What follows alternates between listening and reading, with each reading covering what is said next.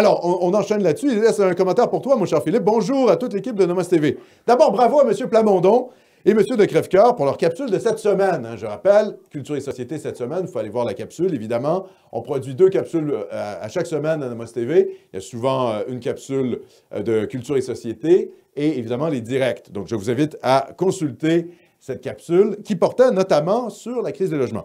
Et je continue la lecture du courriel. C'est une excellente idée de parler de la crise du logement. Rien n'est plus insupportable que voir les gauchistes de QS, le Québec solidaire, pleurer sur la crise du logement, mais en même temps dire qu'il n'y a pas de limite à la quantité d'immigrants que l'on peut accueillir. La notion de trop, ça existe, comme le dit Mathieu Bocoté. Ensuite, avez-vous entendu parler de la loi C10? Cela pourrait potentiellement constituer une menace pour Nomos TV. Continuez votre bon travail. Nomos pour l'éternité, votre ami Alexandre.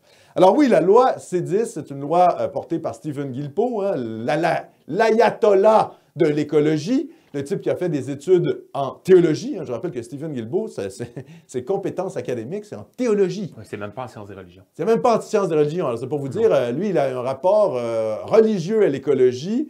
Et on voit que hein, la censure, ça fait un peu partie de son logiciel. Parce que qu'est-ce que la loi C10? C'est une loi qui obligerait finalement les grandes plateformes web à censurer les propos jugés discriminatoires. Ce qu'il faut bien comprendre, c'est que pour l'instant, les gens qui censuraient, en fait, la censure sur Internet, c'était principalement le fait des GAFAM, Google, Apple, Facebook, Microsoft, etc., qui décidaient que certains individus ne respectaient pas les conditions d'utilisation de leurs médias, alors que les gens respectaient la loi. Hein. Il y a déjà des lois très sévères, d'ailleurs, sur la propagande haineuse et évidemment l'appel à la violence, qui sont condamnables selon la loi canadienne.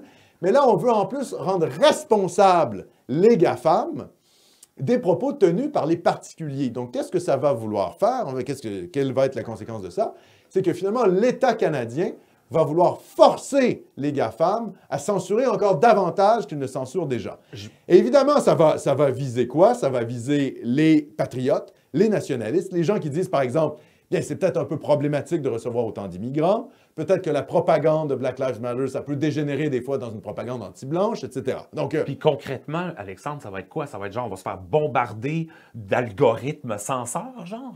Ben, c'est-à-dire que l'État va obliger Google, Facebook, etc., à censurer les propos, à retirer d'Internet les propos jugés comme discriminatoires. Donc, eux vont agir avec, au moyen d'algorithmes. Exactement, et puis ils vont j'imagine, payer encore plus de censeurs, puis etc.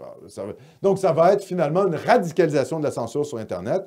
Et évidemment, vous l'aurez bien compris, ça ne vise pas les islamistes, ça ne vise pas les BLM, hein, la propagande anti-blanche de BLM, où on voit des manifestations où on appelle au meurtre des Blancs, ce genre de choses-là. C'est pas ça qui est visé. Ce qui est visé, c'est évidemment les patriotes et les nationalistes. Hein. Je rappelle que sous Obama, Internet, c'était génial parce que ça permettait l'élection d'Obama. Puis finalement, Internet est devenu dangereux avec Trump parce qu'il y a des mouvements populistes qui ont pu être fédérés, des mouvements nationalistes et populistes qui ont pu être fédérés par Internet. Et là, à partir de ce moment-là, le discours médiatique sur les médias sociaux a été, c'est le danger, c'est les fausses nouvelles, voilà, il faut faire attention. Et là, il y a eu un verrouillage d'Internet qui a été beaucoup plus grand. Donc, on s'en va vers une radicalisation de ce verrouillage-là.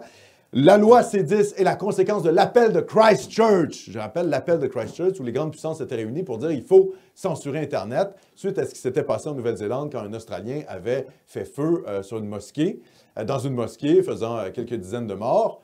Oui, d'accord, mais hein, pour un attentat contre une mosquée, il y a combien d'attentats djihadistes à chaque mois en Occident? Je veux dire, à chaque semaine, il y a pratiquement un attentat en France. Non, ça se compare pratiquement. Pas. Ça se compare pas. C'est de la folie pure, hein, c'est-à-dire le déséquilibre. Oui. Donc ça, finalement, cet événement-là en Nouvelle-Zélande a servi de prétexte pour mettre en place un verrouillage encore plus grand d'Internet. Donc, je vous le dis, à terme, les patriotes, les nationalistes qui tiennent finalement, qui nomment le réel, hein, parce qu'aujourd'hui, nommer le réel, dire par exemple qu'on reçoit beaucoup trop d'immigrants au Québec, qu'on en reçoit 2 fois plus que la France, que nos capacités d'intégration sont largement dépassées, qu'on vit un grand remplacement. Tout ça va potentiellement être jugé comme quelque chose de discriminatoire pouvant être réprimé par la loi. Donc, à terme, tous les patriotes, tous les nationalistes qui ne font que nommer le réel vont être exclus de l'Internet classique. Moi, c'est ce que je prévois. D'ailleurs, je fais une petite annonce ici. Nomos TV a créé une chaîne sur Odyssée. Donc, si jamais il se passe quoi que ce soit sur YouTube et que vous aimez Nomos TV, que vous voulez continuer à nous suivre, évidemment, vous pouvez aller sur Odyssée. On a créé une chaîne YouTube alternative. Pour l'instant, toutes nos vidéos ont été dupliquées. Il y a la possibilité maintenant de faire des directs, c'est ce que j'ai appris, sur Odyssée. Donc, on va voir qu'est-ce qu'on peut faire à ce niveau-là aussi. Et je rappelle que Nomos TV a un site Internet. On a un site Internet. Donc, on n'est pas juste sur YouTube. Vous pouvez aller taper nomos-tv.com, nomos-tv-.com, nomos-tv.com. Je le répète, on a un site Internet. Vous pouvez nous suivre là-dessus si jamais il y avait de la censure.